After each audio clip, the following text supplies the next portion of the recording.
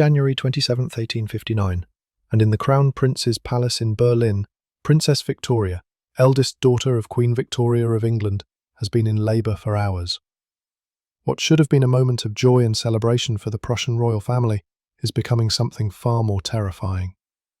The baby is in breech position, feet first, and the attending physicians are growing desperate. Dr. Edward Martin pulls with forceps, applying pressure that will haunt history, dragging the infant into the world by brute force. The baby boy emerges blue and silent, apparently lifeless, and only vigorous rubbing brings him back from death's threshold. But the damage is done. The forceps have crushed the delicate nerves in the infant's left shoulder and neck, leaving him with what doctors call Erb's palsy. His left arm, withered and useless, will hang 6 inches shorter than his right for the rest of his life. This child, who will become Kaiser Wilhelm II, German Emperor and King of Prussia, enters the world already wounded, already bearing a physical mark that will shape not just his psychology, but the destiny of Europe itself. And what no one in that birthing chamber could possibly imagine is that this birth injury, this twisted arm, will help create a man so desperate for glory, so consumed by the need to prove his strength, that he will help drag the world into the most devastating war humanity had yet witnessed. The first years of Wilhelm's life are not filled with royal pampering or gentle care, but with medical torture dressed up as treatment. His mother, Princess Victoria, cannot accept that her firstborn son is imperfect. She is her mother's daughter, Queen Victoria's favourite child, educated, intelligent, liberal in her thinking, and she believes absolutely that Wilhelm's disability can be corrected through discipline and willpower. The treatments she authorises are medieval in their cruelty. Doctors strap the boy into machines designed to stretch his withered arm, metal contraptions that cause excruciating pain as they attempt to force the limb to grow. They attach electrical devices to shock the dead muscles into life, primitive galvanic treatments that leave the young prince screaming. His mother watches these sessions with determination, believing that pain is the price of perfection. Wilhelm later tells his confidants that he can still remember the smell of burning flesh from the electrical treatments, can still feel the agony of the stretching machines that accomplished nothing except teaching him that his body was wrong, that he was broken, that he needed to be fixed. Beyond the physical torture, there are the riding lessons. Princess Victoria insists that her son will ride horses like any proper Prussian prince, despite his useless left arm, and despite the fact that he falls constantly, suffering concussion after concussion. A special horse is selected, docile and trained, but Wilhelm cannot grip the reins properly, cannot maintain balance, and he crashes to the ground again and again, while servants and tutors watch, forbidden to help until his mother gives permission. The young prince develops an obsessive determination to master horsemanship, not because he loves riding, but because his mother demands it, because failure is unacceptable, because showing weakness means enduring more treatments, more machines, more pain. He eventually learns to ride by sheer force of will, developing techniques to compensate for his disability, but the psychological cost is immeasurable. Every ride reminds him of his defect. Every moment in the saddle requires him to hide his weakness, and he begins to understand that survival in his family means performing strength whether you possess it or not. Princess Victoria's treatment of her son goes beyond the physical. She makes no secret of her disappointment that Wilhelm is not perfect, that he is not the ideal Germanic prince she imagined presenting to her mother the Queen. She compares him constantly to normal children, pointing out what he cannot do, emphasizing his limitations, creating in the boy a burning shame about his body. Worse still, she fills his head with English ideas, with liberal political theories, with admiration for British constitutional monarchy and parliamentary government. She wants to transform Prussia into a modern state like Britain, and she sees Wilhelm as her instrument for this transformation. But young Wilhelm does not absorb his mother's liberalism. Instead, he rejects it violently, because it comes from her, because everything she represents is tied to his pain and humiliation. Where she sees democracy and progress, he will come to see weakness and chaos. Where she admires British restraint and constitutional limits on monarchy, he will dream of absolute power and divine right. His mother's attempts to shape him into a British-style liberal prince produce exactly the opposite result, creating a German autocrat who will spend his life trying to prove he is stronger, more Germanic, more militaristic than anyone dares imagine. There could not be more stark. Crown Prince Frederick, Wilhelm's father, is everything the boy wishes his mother could be. Gentle, accepting, kind. Frederick does not demand that Wilhelm be perfect. He does not subject him to torturous treatments or constant criticism. He simply loves his son and tries to shield him from his mother's harshness when possible. But Frederick is often away, occupied with military duties and court affairs, and even when present, he defers to his wife in matters of child-rearing because Princess Victoria's personality dominates their household. Young Wilhelm adores his father, but also learns to see him as weak for submitting to his mother's will. This creates a fundamental confusion in Wilhelm's developing mind about masculinity and power. The kind, gentle father is ineffective and dominated. The harsh, critical mother is strong and controlling. Wilhelm begins to associate kindness with weakness and cruelty with strength, a psychological pattern that will shape his reign as Kaiser decades later. The arrival of Wilhelm's younger brother Henry provides another layer of psychological complexity. Henry is born without defect, his arms perfect, his body whole, and though Princess Victoria tries to hide her obvious preference, Wilhelm sees it clearly. He watches his mother smile at Henry in ways she never smiles at him. He sees her touch his brother with tenderness, while she touches him only to position him in torture devices. The jealousy this creates is profound and lasting, but Wilhelm channels it not into hatred of Henry, but into desperate attempts to prove himself superior despite his disability. He throws himself into every activity, particularly military exercises and academic studies, determined to excel so completely that his physical imperfection becomes irrelevant. This manic drive to achieve, to be the best at everything, to accept no limitation, becomes the defining characteristic of his personality. Servants and tutors describe him as exhausting to be around, a whirlwind of misdirected energy, brilliant in some moments and utterly irrational in others, capable of charm but more often displaying a bombastic arrogance that alienates almost everyone who meets him. Wilhelm's education reflects the tensions tearing at his psyche. His tutors are carefully selected to represent his mother's liberal ideals, scholars who teach him history, philosophy, languages, and the arts. He proves exceptionally intelligent, mastering material quickly, displaying a particular gift for languages. He becomes fluent in English, French, and several other tongues, and he reads voraciously about military history and political theory. But his brilliance is erratic, undisciplined. He leaps from subject to subject, masters details but misses larger patterns, and most dangerously, he selects only the information that confirms his pre-existing beliefs, while dismissing anything that challenges his worldview. His tutors report that arguing with the young prince is impossible because he simply talks over anyone who disagrees with him, overwhelming opposition with volume and confidence rather than logic. This pattern of intellectual autocracy, where he believes his quick mind gives him understanding superior to experts, will plague his reign as Kaiser. He will make military decisions that contradict his generals, foreign policy moves that horrify his diplomats, and political choices that undermine his own government, all because he cannot distinguish between having an opinion and being correct. The death of Wilhelm's grandfather, Kaiser Wilhelm I, in 1888, brings his father to the throne as Frederick III, but the moment Wilhelm has waited for his entire life is poisoned from the start. Frederick is dying of throat cancer, his voice stolen by the disease, his time measured in weeks rather than years. Wilhelm watches his gentle father suffer in silence, literally unable to speak even as he tries to rule, and the young prince's reaction is not compassion, but impatience. He wants the throne. He needs the throne. Everything in his life has been preparation for this moment when he can finally prove his worth, finally show the world that his withered arm means nothing, finally demonstrate that he is stronger and more capable than anyone who ever doubted him.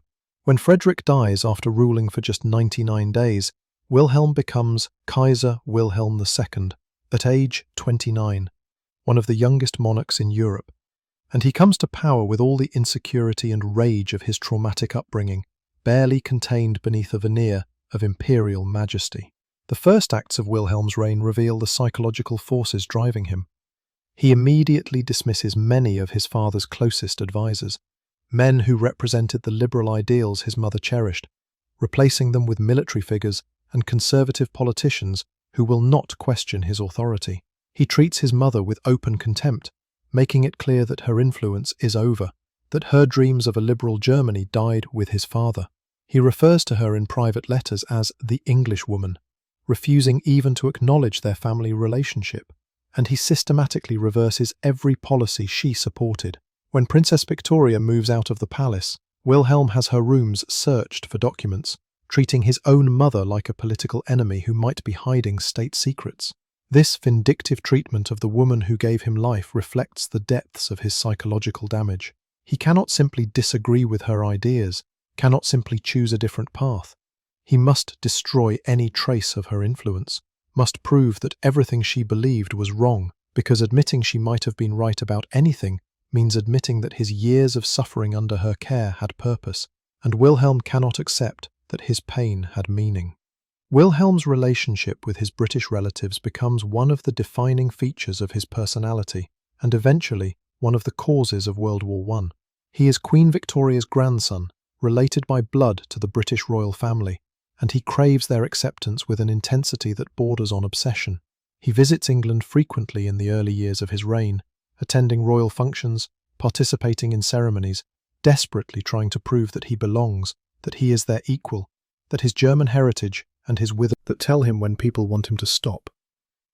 He makes inappropriate jokes, offers unsolicited opinions on British politics, and generally conducts himself in ways that would be barely acceptable from a family member and are completely inappropriate for a foreign head of state. The more his British relatives reject him, the more desperate Wilhelm becomes to impress them, and the more desperate he becomes, the more obnoxious his behaviour grows. He begins showing up uninvited to British naval reviews, wearing British naval uniforms he has designed for himself, acting as though he has authority over the Royal Navy that he absolutely does not possess. He sends long, rambling letters to his British cousins, offering advice on how they should run their country, advice that is simultaneously ignorant of British political realities and insulting in its presumption. When King Edward gently suggests that Wilhelm might want to focus more on German affairs and less on British ones, Wilhelm interprets this as rejection and responds by embarking on a massive naval expansion program specifically designed to threaten Britain. The logic is pure Wilhelm. If his British relatives will not accept him through affection, he will force them to respect him through fear.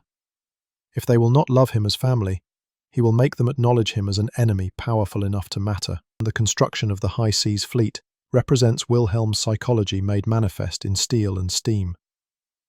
Germany has no particular need for a massive navy. The country's primary security concerns are on land, facing France to the west and Russia to the east. The German army is already the most powerful in Europe, capable of fighting on multiple fronts, and traditional German strategy has focused on land power rather than naval might. But Wilhelm is obsessed with sea power because Britain is obsessed with sea power, and he wants what his British relatives have. He reads Alfred Thayer Mahan's The Influence of Sea Power Upon History and becomes convinced that great nations must have great navies, that maritime commerce and colonial empire are the true measures of national strength. He imagines a German fleet rivaling the Royal Navy, German colonies spanning the globe, German merchant ships dominating trade routes, and himself at the centre of it all, the Kaiser whose vision transformed Germany into a world power. Alfred von Tirpitz becomes Wilhelm's instrument for building this fleet, and Tirpitz understands exactly how to manipulate the Kaiser's psychology. He presents the naval expansion program not as strategic necessity, but as a matter of national prestige and personal honour. He tells Wilhelm that Germany deserves a fleet equal to any nation, that the Kaiser should not accept being second to anyone, that building warships is how the world will recognise German greatness. This appeals to every insecurity in Wilhelm's psyche, the need to prove himself equal to his British relatives, the desire to show strength despite his physical weakness, the determination to be seen as a great leader worthy of his title. Wilhelm throws himself into naval expansion with manic energy, personally involving himself in ship designs, attending every launch ceremony, memorizing specifications of every vessel, treating the fleet like his personal collection rather than a military asset. The ships are beautiful, modern, impressive, and strategically almost useless, because Germany's geography means that any major naval conflict would be fought at a disadvantage against the Royal Navy. But Wilhelm does not care about strategic reality. He cares about having the ships, about being able to point at them and say, "Look what I have built. Look at German power. Look at me." The predictable result is the Anglo-German naval race, an arms competition that wastes enormous resources on both sides and, more importantly, transforms Britain from neutral observer of European politics into an active member of the alliance system arrayed against Germany. British politicians watch German shipyards launching battleship after battleship and conclude that Wilhelm intends to challenge British naval supremacy, which is not entirely wrong, but also not entirely right. Wilhelm does not actually want to fight Britain. He wants Britain to admire him, to respect him, to acknowledge that Germany is equal to the British Empire. But he is so psychologically damaged, so incapable of understanding how his actions appear to others, that he cannot see how threatening his behaviour seems. When British diplomats explain that building a fleet aimed at Britain is provocative, Wilhelm responds with outrage, claiming that Germany has every right to build ships, that Britain does not get to dictate German military policy, completely missing the point that having the right to do something does not make doing it wise. Wilhelm's diplomatic style, if it can even be called that, combines the worst elements of his personality: arrogance, insecurity, impulsiveness, and a complete inability to keep his mouth shut. He gives interviews to newspapers where he makes statements that horrify his own government, such as telling the Daily Telegraph that the British are mad as March hares for not appreciating that he is their friend, or that the German people hate Britain, but he personally restrains them from worse actions, or that he has a plan for winning wars against Britain, but generously chooses not to share it. These interviews, meant to improve relations, instead create diplomatic crises that require months of damage control. His foreign ministry begs him to stop talking to reporters, to let professional diplomats handle communications. But Wilhelm cannot resist the attention, cannot pass up an opportunity to explain himself, to defend himself, to try once more to make people understand his brilliance. In personal interactions with other world leaders, Wilhelm is equally disastrous. He meets with Tsar Nicholas II of Russia and forms an intense friendship based largely on shared autocratic instincts and family connections. They are cousins through various intermarriages, but Wilhelm's neediness exhausts even Nicholas. Wilhelm writes him letters almost daily, sometimes multiple letters in a single day, filled with advice, warnings, and declarations of eternal friendship that read more like the obsessive writings of a stalker than the correspondence between heads of state. He signs these letters as Willie and addresses Nicholas as Nicky, using their family nicknames to create false intimacy, trying to build through repetition the genuine connection his personality cannot naturally achieve. Nicholas, who has his own problems managing Russia, tries to be polite while maintaining distance, but Wilhelm interprets any politeness as deep friendship and becomes even more demanding. With French leaders, Wilhelm does not even pretend courtesy. He views France as the enemy because of the Franco-Prussian War of 1870 to 1871, which ended before he became Kaiser, but which he has adopted as proof of German superiority and French weakness. He makes insulting comments about French culture, French military capability, French political instability, and French people generally, as though antagonizing a neighboring great power is somehow in Germany's interest. His generals repeatedly point out that driving France toward alliance with Britain and Russia is strategically catastrophic, but Wilhelm does not care, because he believes Prussian military power can overcome any coalition, and more importantly, because admitting that antagonizing France might be a mistake would require acknowledging that his behavior has consequences, something his psychology cannot accept.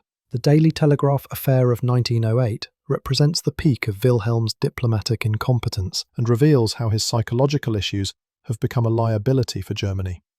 In an interview with the British newspaper, Wilhelm makes a series of statements so inflammatory that they create a political crisis. He claims that during the Boer War, he was the only European leader friendly to Britain, that he personally advised Queen Victoria on British military strategy in South Africa, that he developed a campaign plan that helped Britain win the war, that the German people hate Britain, but he restrains their worst impulses, and that Germany's naval build-up is not aimed at Britain, but at other powers in the Pacific. Every single one of these statements either is factually wrong or makes Germany's diplomatic position worse. The claim about advising on the Boer War is both false and insulting to British military professionals. The statement about restraining anti-British sentiment in Germany suggests that war between the nations is possible. The lie about the fleet's purpose fools absolutely no one and makes Wilhelm look like a liar rather than a threat. The reaction in Germany to the Daily Telegraph interview is unprecedented. The Reichstag, normally deferential to the Kaiser, openly criticises him. Newspapers across the political spectrum call for Wilhelm to exercise more restraint. His own government publicly contradicts his statements and implies that the Kaiser does not speak for German foreign policy.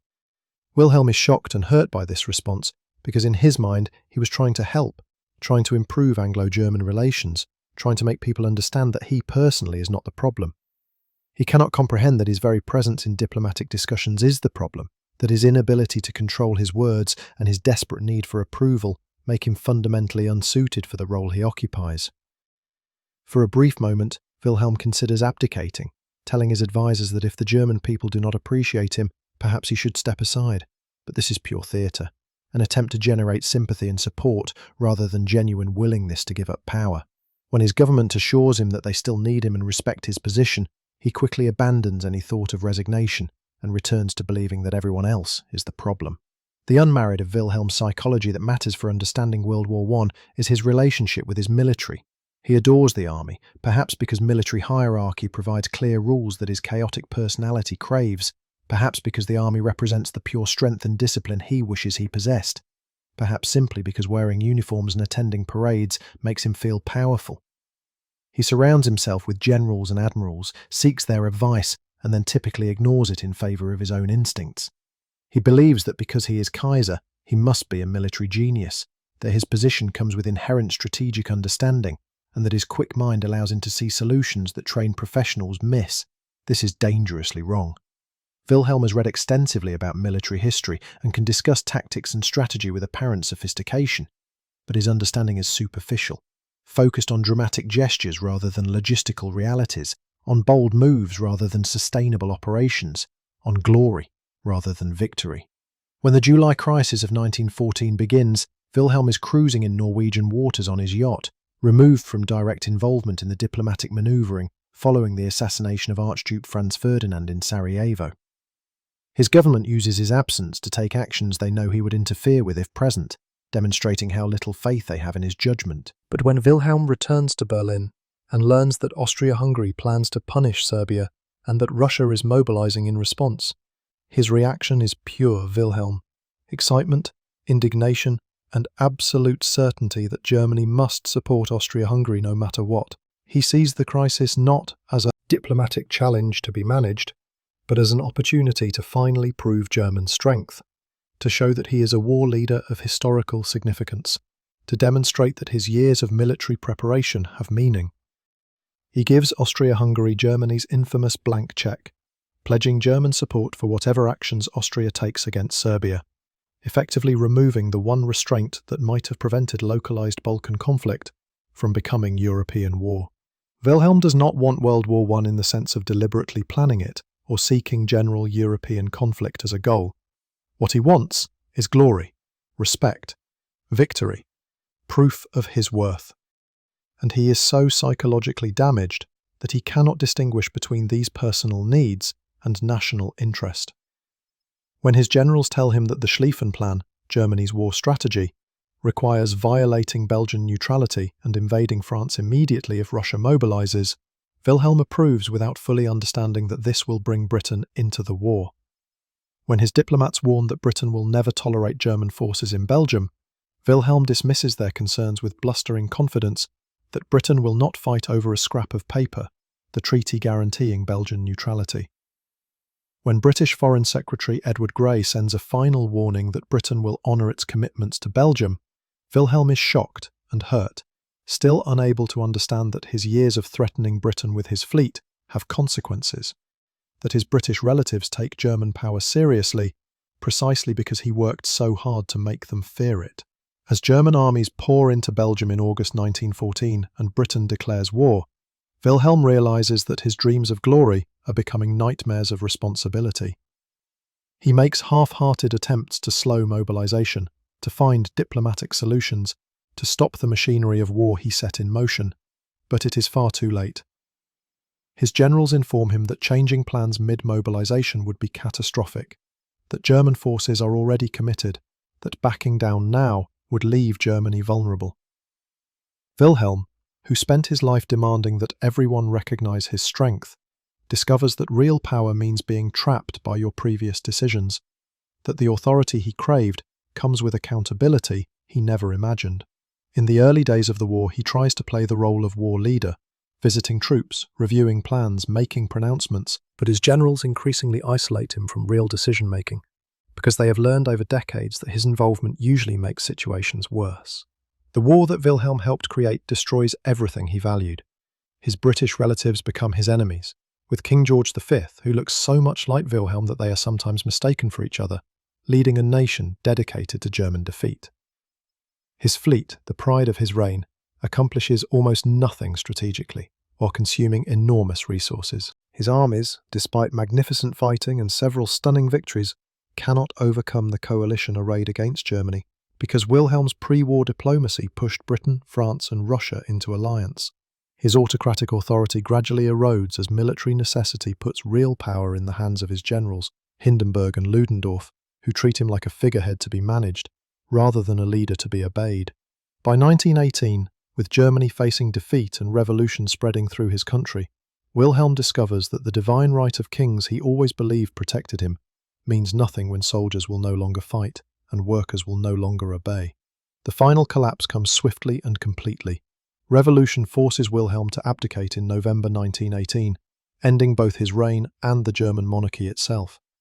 He flees to the Netherlands, to exile that will last until his death in 1941, and he spends those decades in bitter isolation, writing memoirs that blame everyone except himself for Germany's defeat, that claim he was betrayed by his government, abandoned by his people, and misunderstood by history. He never admits that his psychological issues made him unfit to rule, never acknowledges that his desperate need for glory helped destroy the very empire he wanted to make great, never understands that the withered arm he tried so hard to hide created a withered soul that helped doom a generation. He watches from his Dutch exile as Adolf Hitler rises to power in Germany, and while Wilhelm initially approves of Hitler's nationalism and military build-up, he eventually becomes disgusted by Nazi excesses. But even in condemning Hitler, Wilhelm reveals his unchanged psychology, criticizing the Nazis not for their evil, but for their crudeness, for failing to maintain proper aristocratic standards, for being the wrong kind of autocrats. Wilhelm Tecker dies in June 1941, just days after Germany invades the Soviet Union, beginning the final phase of the Second World War that grew directly from the ashes of the war he helped start. His last words reportedly express hope that German armies will defeat the Bolsheviks, still concerned with military victory, still imagining that strength and conquest prove worth, still unable to understand that the glory he craved his entire life was hollow from the beginning. He is buried in a small ceremony at his Dutch estate, attended by few mourners, remembered by a world that associates his name with the catastrophe of World War I, the death of monarchical Europe, and the waste of millions of lives in trenches from Belgium to the Middle East. Understanding Wilhelm II requires understanding that he was not a monster in the sense of deliberate evil, but rather a profoundly damaged man whose psychological wounds shaped history. The birth injury that left him with a withered arm was not merely a physical disability, but a source of shame that his mother weaponized through years of psychological torture disguised as medical treatment. The desperate need for glory that defined his reign came directly from his desperate need to prove that his damaged body did not mean a damaged soul, that his physical imperfection could be overcome through force of will and demonstration of strength. His obsession with military power, his building of the threatening fleet, his bombastic diplomacy, his final approval for war in 1914, all flow from the same poisoned spring. A boy who learned that weakness is unacceptable, that admitting limitation means suffering, that the only way to survive is to perform strength constantly and without compromise. These Wilhelm II is not just that he helped cause World War I, but that with different circumstances, with a mother who could accept his disability, with a childhood free from torture and constant criticism, he might have been a decent man. The intelligence was real, The energy was genuine. The love of his country was sincere. But all of these potentially positive traits were corrupted by psychological damage so profound that it made him dangerous to himself and everyone around him. He wanted to be loved by his British relatives and instead drove them into alliance against Germany. He wanted to demonstrate German power and instead revealed German insecurity. He wanted glory and instead found catastrophe. The withered arm he tried to hide in photographs by holding white gloves, by posing carefully, by never showing his left side. That arm was visible in every decision he made, in every relationship he poisoned, in every step toward the war that ended his reign and killed millions. The lesson of Kaiser Wilhelm II is not that damaged people cannot lead. Many great leaders have overcome physical disabilities and psychological trauma to achieve remarkable things. The lesson is that leadership requires self-awareness that Wilhelm entirely lacked, requires the ability to distinguish between personal needs and national interest that his psychology made impossible, requires the wisdom to accept limitations that his entire upbringing taught him was weakness. He believed that willpower could overcome anything, that strength meant never admitting error, that glory came through domination and fear. And in believing these things, in building his entire reign on these false foundations, he helped destroy not just his own empire, but the entire European order, creating the conditions for even greater horror in the Second World War that followed.